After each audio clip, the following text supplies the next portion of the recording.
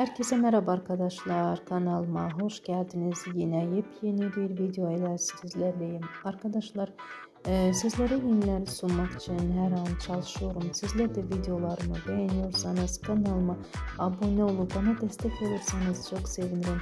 Arkadaşlar şimdilik sizlere Uzakşehir'in yeni fotoğraflarını ve ekiple yeni eğlenceli görüntülerini sizlere sunuyorum. Umarım videolarımı beğenirsiniz. Uzakşehir'in kahramanlarından yeni haberleri ve yeni kareleri görmek istiyorsanız kanalıma abone olmayı ve yorum yazmayı unutmayın.